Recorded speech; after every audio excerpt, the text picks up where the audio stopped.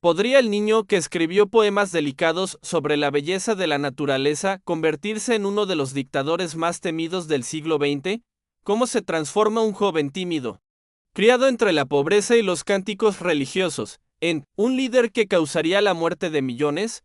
La historia de Joseph Vissarionis de Zetae-de-Jugashvili, mejor conocido como Stalin, es tan inquietante como fascinante. Mucho antes de erigirse como el hombre de acero, Stalin fue un niño georgiano, con una infancia marcada por el abandono, la violencia familiar y un entorno social brutal, pero también fue un adolescente sensible, capaz de conmover con sus versos, y un estudiante brillante que, por poco, se convierte en sacerdote.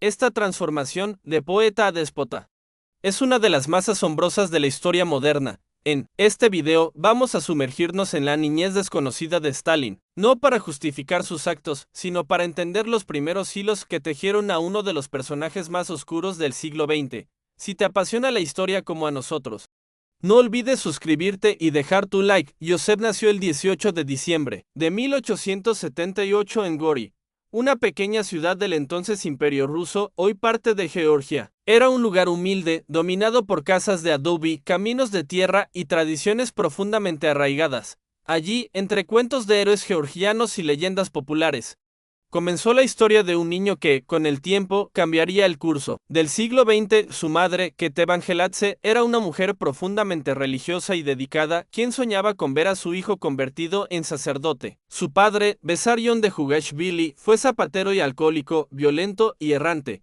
La familia vivió en la pobreza más cruda, con frecuentes peleas domésticas y carencias materiales que marcaron a Joseph desde muy temprano. A los 7 años, sufrió un accidente cuando fue atropellado por un carruaje, lo que le dejó secuelas en su brazo izquierdo, que nunca sanó del todo, pero lo más trágico de su infancia no fue lo físico, sino lo emocional. Su padre abandonó a la familia cuando Joseph aún era un niño, dejándolo solo con su madre. El pequeño creció entre palizas, oraciones y silencios cargados de resentimiento. Se dice que encontraba consuelo en los relatos épicos de la literatura georgiana, como los poemas de Shota Rustaveli, y en las historias de resistencia contra el dominio ruso. Ya desde pequeño mostraba una mezcla inquietante de sensibilidad poética y orgullo feroz. A pesar de todo, su madre logró inscribirlo en la escuela parroquial de Gori. Era un niño tímido, pero sobresaliente. Su memoria era prodigiosa y pronto llamó la atención de sus maestros por su capacidad para recitar largas poesías y resolver problemas complejos. En las calles, sin embargo, era conocido por su carácter terco y su disposición a pelearse con quien lo provocara. Era como si la semilla de una contradicción ya germinara en su interior. El niño estudioso que rezaba en latín, y el hijo del zapatero borracho que aprendía a sobrevivir con los puños cerrados. A los 14 años, Joseph fue admitido en el seminario ortodoxo de Tiflis, la capital de Georgia. Para su madre, era el cumplimiento de una misión sagrada. Para él, al principio, fue una oportunidad estudiar en una institución prestigiosa con alojamiento y comida asegurados. Era un privilegio para un joven de origen humilde, pero lo que parecía el inicio de una vida consagrada a Dios, pronto se convirtió en el escenario de una silenciosa rebelión. En el seminario, Joseph comenzó a destacar por su inteligencia. Dominaba el ruso, el georgiano y el latín y mostraba una gran capacidad para el análisis de textos religiosos. Sin embargo, la rigidez del ambiente clerical y la disciplina férrea del lugar empezaron a sofocar su espíritu. Los métodos punitivos, el autoritarismo de los profesores y la falta de libertad intelectual chocaban con sus inquietudes internas. Fue durante esos años que emergió su faceta más inesperada, la de poeta. Escribía versos melancólicos, cargados de imágenes naturales, amor por la patria y una profunda sensibilidad. Uno de sus poemas, publicado en un periódico local cuando tenía apenas 17 años, hablaba de un ruiseñor que cantaba para una doncella entre las montañas. Su estilo era romántico y evocador, muy alejado del tono duro y frío que caracterizaría sus discursos años después, a pesar de su talento. Algo se agitaba en su interior. Empezó a leer libros prohibidos por la iglesia. Darwin, Víctor Hugo, Marx. Comenzó a cuestionar abiertamente la autoridad, a debatir con sus profesores y a juntarse con estudiantes que compartían ideas socialistas. En las noches leía a escondidas panfletos revolucionarios, mientras durante el día recitaba cánticos litúrgicos. vivía en una constante contradicción entre el joven poeta que podía haber sido y el futuro conspirador que ya se gestaba finalmente. En 1899 fue expulsado del seminario, oficialmente por no presentarse a los exámenes, pero muchos sospechan que fue por su creciente involucramiento en actividades clandestinas. La puerta del sacerdocio se cerró para siempre. En su lugar, se abrió un sendero más oscuro y peligroso. Tras abandonar el seminario, Joseph de Jugashvili entró de lleno en el mundo de las ideas revolucionarias. Ya no era el joven estudiante que soñaba con salvar almas desde el púlpito, sino un lector voraz de Marx, Engels y autores radicales que hablaban de lucha de clases, del fin del zarismo y de la emancipación del proletariado. En ese nuevo universo encontró no solo respuestas, sino una causa que le daría sentido a su vida. Se unió rápidamente a círculos marxistas clandestinos que operaban en Tiflis y otras ciudades del Cáucaso. Adoptó el alias de Kouba, inspirado en un personaje de la literatura georgiana, un forajido justiciero que desafiaba al poder y defendía a los débiles. Kouba no era solo un hombre de guerra, era una declaración de principios. El tímido Joseph había muerto. En su lugar surgía un hombre decidido a derrocar al imperio ruso cueste lo que cueste.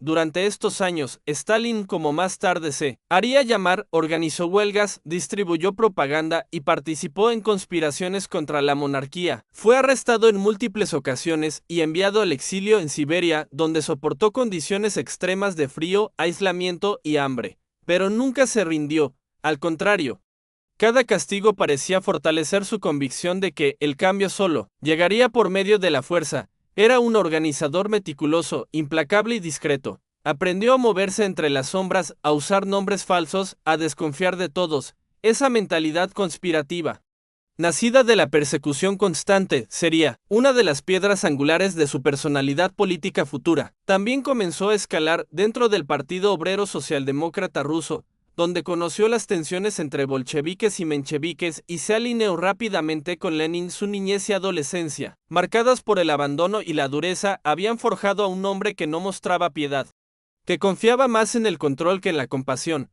Ya no escribía poemas, ahora escribía panfletos subversivos, planes de acción y discursos incendiarios. La revolución no era un ideal romántico para él, era una guerra que debía ganarse a cualquier precio.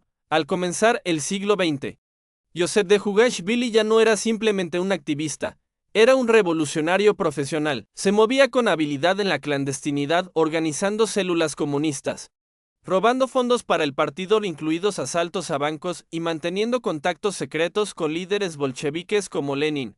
Fue durante este periodo que adoptó definitivamente el nombre de Stalin, que en ruso significa hecho de acero. Este nuevo nombre no fue casual, reflejaba el endurecimiento de su carácter y la imagen que quería proyectar: fría, indistractable, temida. A partir de entonces, su vida se convirtió en un juego de sombras, con detenciones constantes, fugas espectaculares y años de exilio, en lugares remotos como la helada Siberia. La legalidad era solo un obstáculo más que debía burlar con astucia.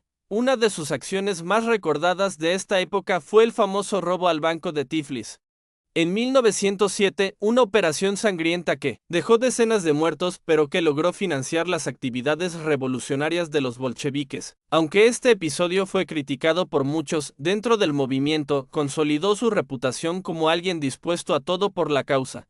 Ya no era el niño que soñaba con cambiar el mundo con versos, sino un hombre convencido de que solo la violencia podía doblegar al poder. Durante sus años en la clandestinidad, Stalin desarrolló una habilidad letal, la de identificar y eliminar rivales políticos. Era un observador agudo, un estratega paciente y un ejecutor implacable. Mientras otros líderes brillaban con discursos grandilocuentes, él trabajaba en las sombras, tejiendo redes, ganando influencias, esperando su momento. Cuando la Revolución de Octubre estalló en 1917, Stalin no fue el protagonista, pero sí una pieza clave en el engranaje que derribó al régimen zarista. A partir de ahí, su ascenso sería imparable.